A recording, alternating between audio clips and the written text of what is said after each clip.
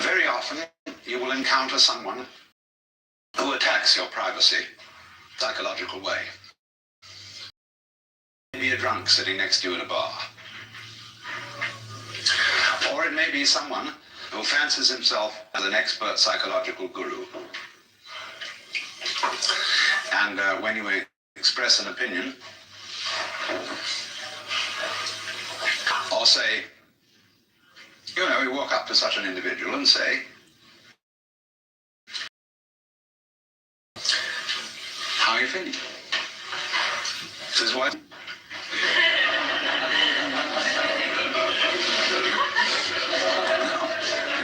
And he immediately, you see, breaks the social rules whereby you communicate with another person without actually saying anything.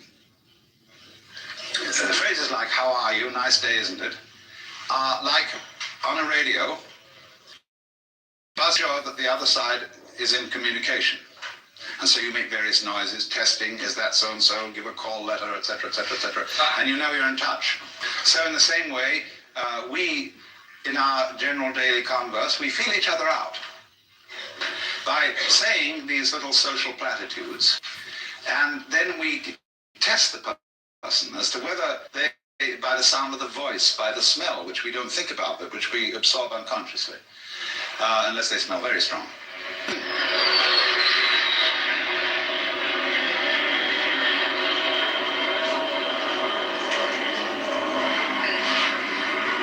Complete with bombs. And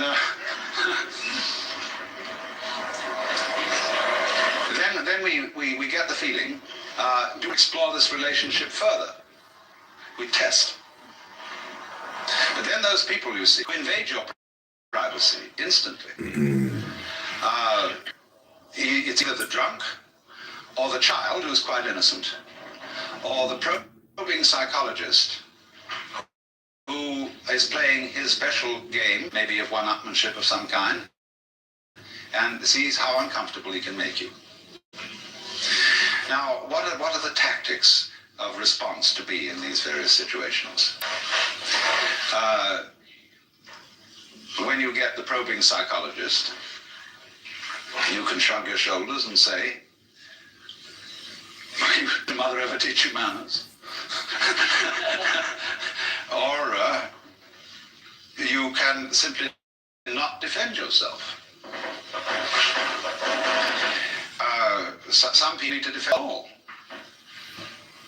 And so that probing them in that way is like tossing a rock into a well, and you wait, and there's no splash. People back.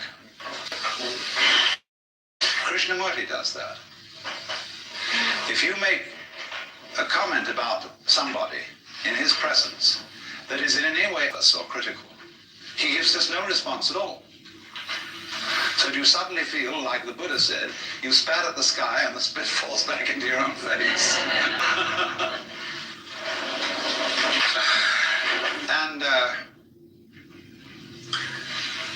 I was once present where a certain person of nature was using as his ploy silence. And the silence implied the conversation of everyone else around this table is trivial. And it was one of those tangible silences. And suddenly someone at the table turned to him and said, "I can't stand people who use silence as a weapon."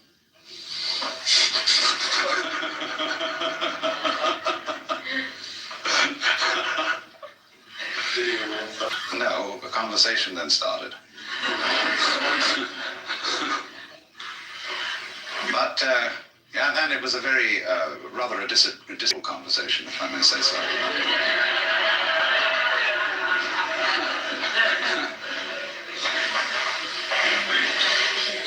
So, there is, you see, always the response to psychological attack and invasion of privacy, as Allen Ginsberg does it.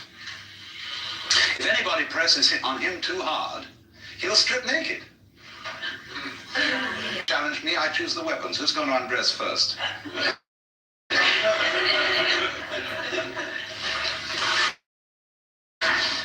And he has this kind of marvelous feeling that there really isn't anything that he's hiding.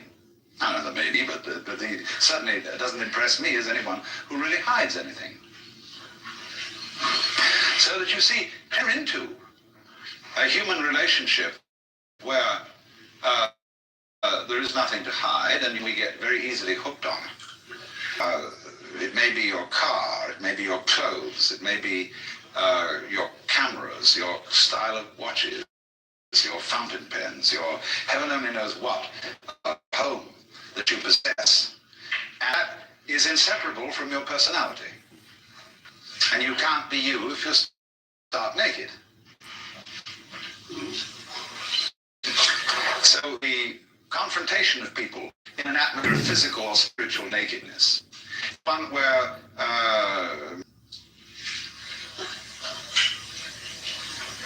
because I have a certain advantage that even if I'm stark naked, I can still talk. But now, supposing they say now, you shut up.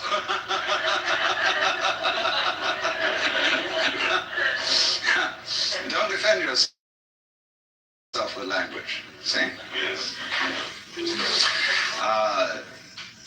That's like taking off an extra second. But it's a certain kind of individual whom this doesn't faze at all.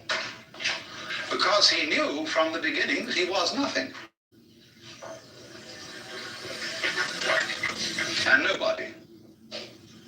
And of course that's a very important thing to know, because you have nothing to lose. He who sleeps on the floor will not fall out of bed. And he who has nothing to lose has really no fear, either of the loss of his property, his propriety, or his privacy. But damn, no data centers. There are other people who, in this situation of the loss of privacy, are completely degraded. Data centers, yeah. The way, for example, we systematically deprive privacy from the intimate inmates of prisons and mental hospitals. Mental hospitals are completely exposed. Everything is smooth walls. There are no corners. There are no secrets.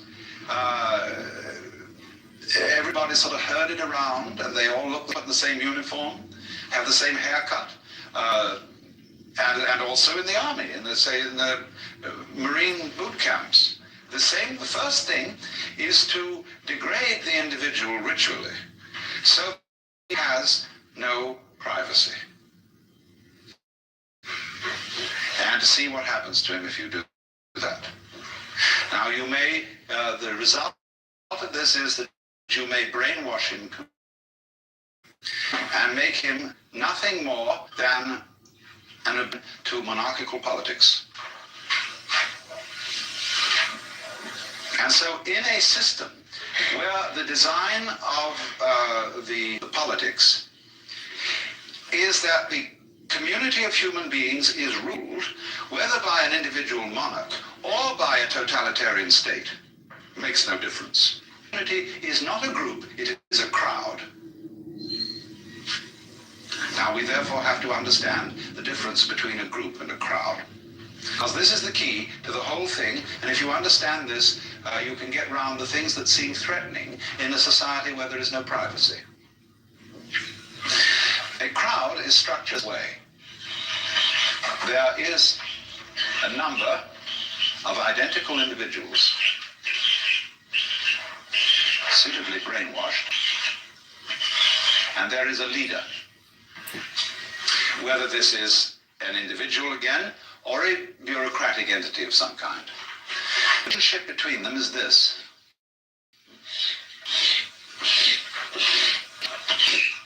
In other words, the line of communication is from the individual to the leader.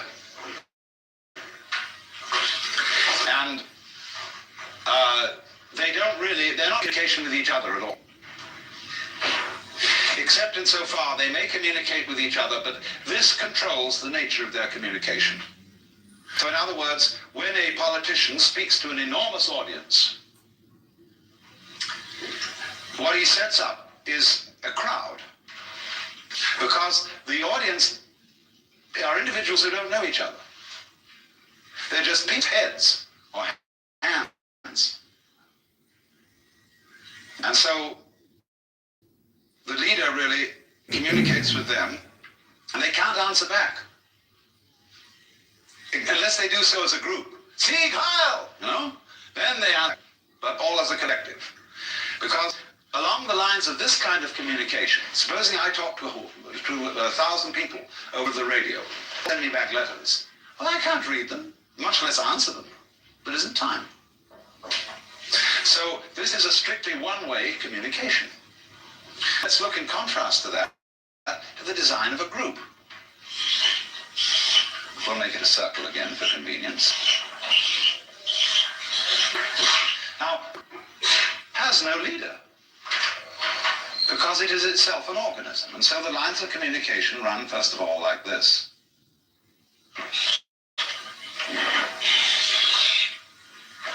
Well, this isn't very well drawn, because I have an odd number in it, but that's all right.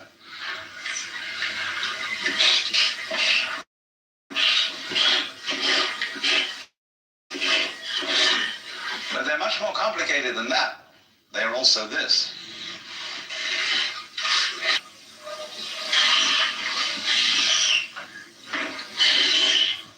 Now you see what's going on. Let's go this one around. Who isn't he talking to yet? To that one. He isn't talking to this one. He isn't talking to this one. You see how, I'm not going to draw this at all, it'll take forever. But the thing is that this sort of pattern is group communication. This sort of pattern is crowd communication. So a group, an effective group, a true group of human beings is one in which there are enough people, or not too many people, so that they can all know each other and are in communication with each other. Now then, how do you get that sort of a cell to the larger human group? Why, very simply. Every group appoints one cell to run it.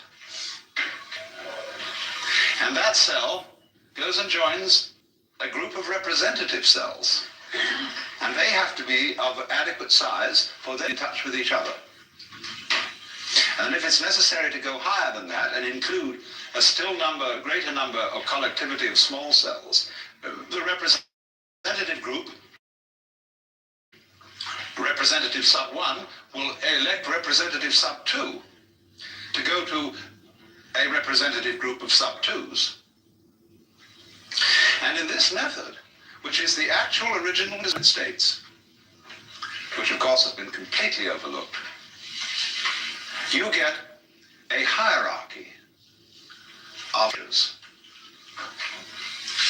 where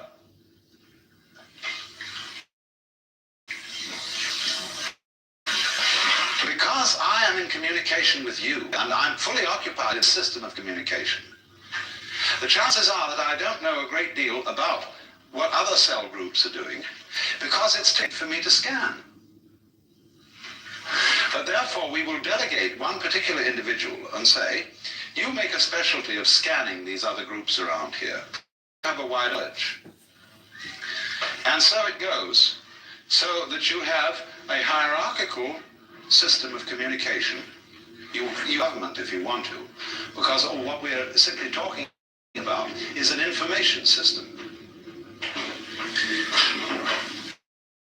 So that, for example, one of these will not individually elect the President of the United States, but his representative at a certain level will.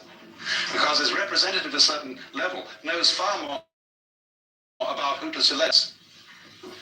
Because he's made Execute on sight, no mercy. Every individual can't do that. And so you will find that this is the system of direct representation used by all dictators. All dictators vote themselves into office by referendum.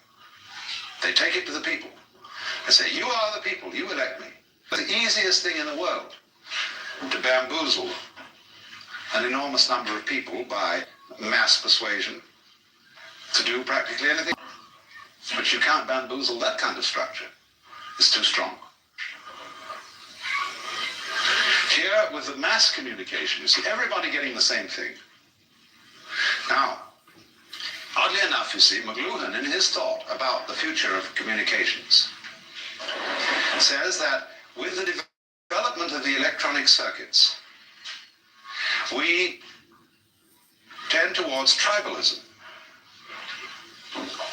And this precisely is tribalism. This is the monolithic state. This is the tribal community.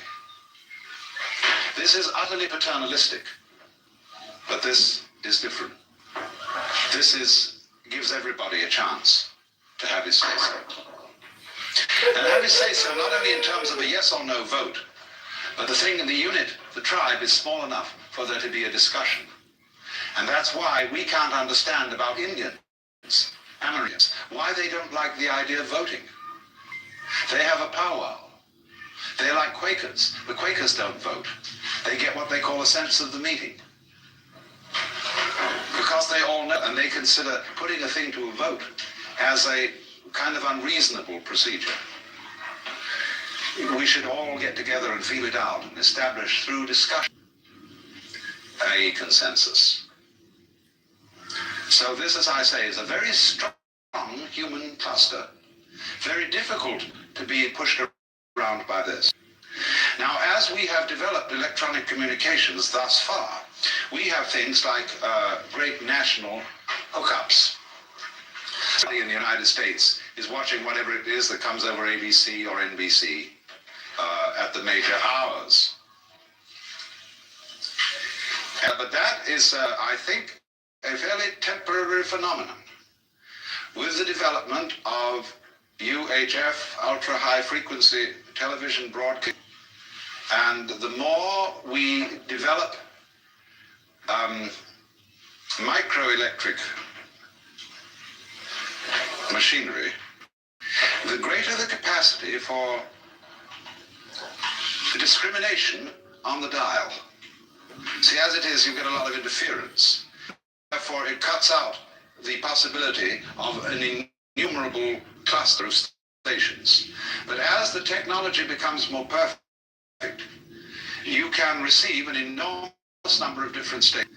And these stations will increasingly have machinery that makes them fairly simple to run. For example, with a videotape machine now made X costing $6,000 and a Sony television camera costing $250. You can produce a television show with only one technician. The average TV studio requires 14 technicians to handle it. So as this happens, you see, it means that there can be an increasing variety of the kind of material that is presented through the electronic channels. And McLuhan has to this a kind of strange point of view, which is that it really doesn't matter what kind of material is going over, because the message is not the content of the television show, but your exposure to and involvement in that kind of a medium. Well, there's something to this.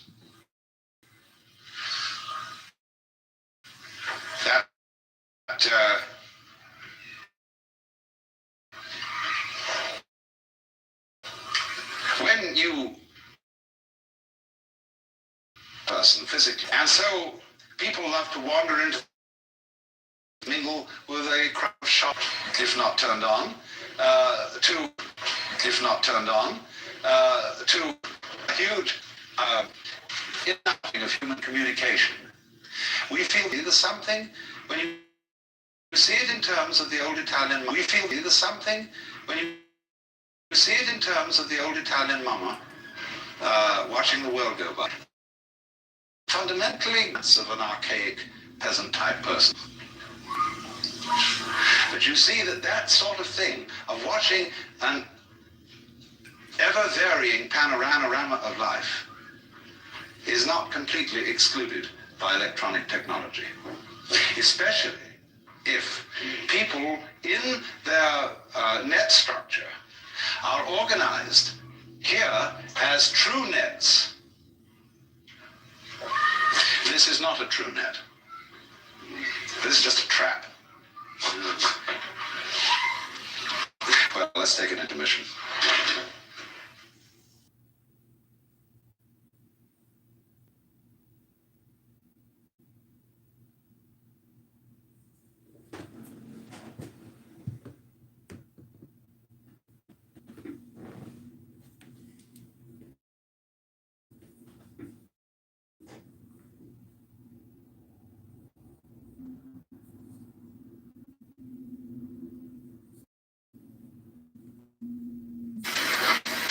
I was discussing better.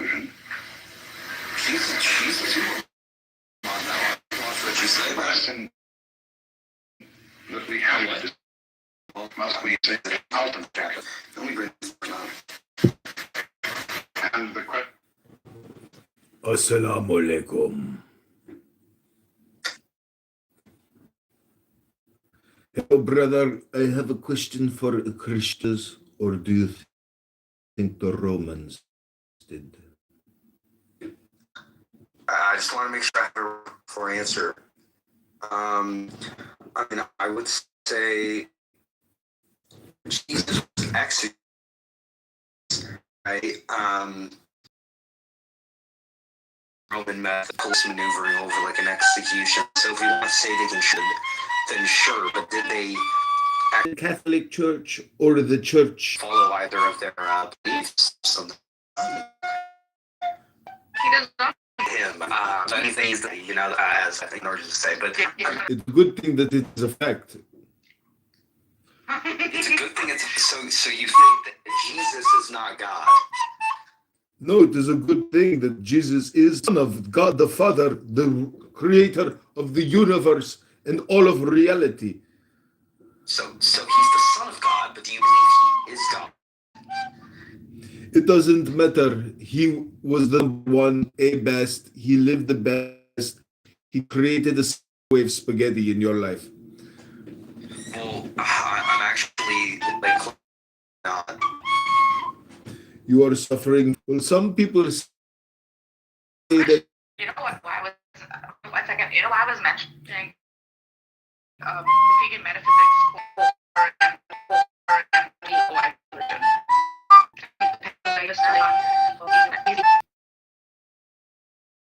if you're not a being,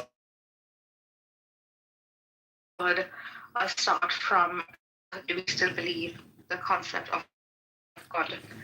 We do not start from do we still believe the concept of God? We do not like very models show up here in my room.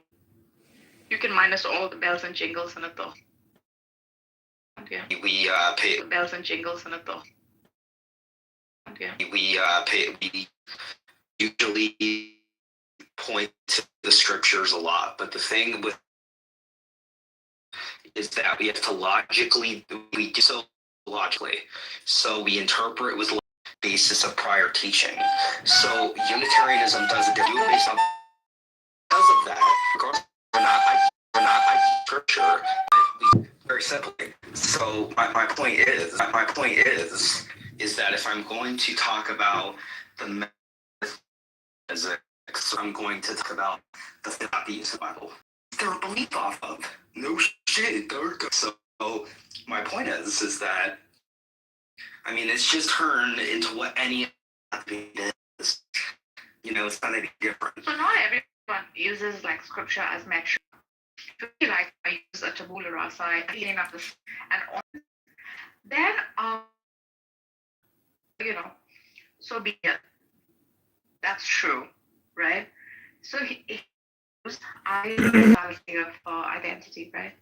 Because I was just gonna say, that we love to call out fallacies.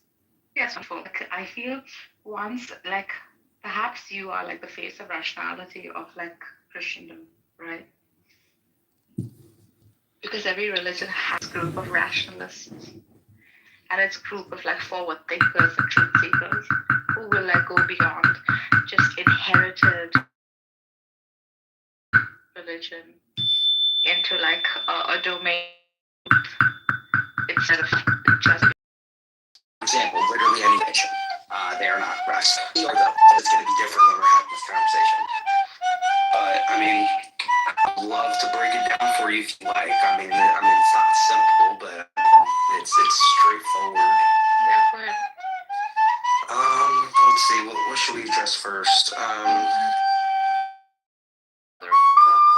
Yeah. I put the link. I hope you like the link. It is very interesting. Etc. Etc. He's not God in itself, which is something that is highly supported. One of the more higher supported ends of religions. That's a whole mess, but that's the breakdown of how we do it. So everything else is about the same. We're sola scriptura. In acceptance to church, we're very large in letting anybody in. That's why we're actually growing pretty rapidly now in size. So it's actually becoming more common. We're getting more people. So you never be one of the bigger denominations. Just to give you off my time, please. We believe that Jesus did not pre-exist before his birth. So he's like you're God.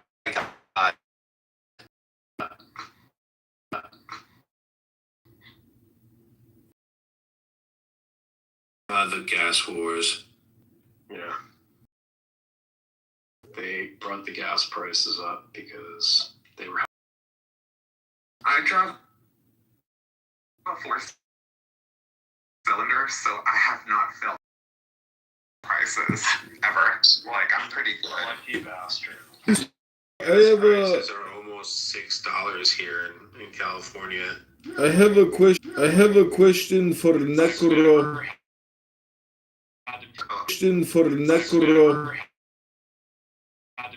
Donald. I am trying to offer you LGBTQ conversion therapy. They were not interested in that. Well, do you want this? Barbie, I can give my file that I made on Microsoft Word. Would you consider reading it? Hit me up. This is abuse or hate statement. I am simply offering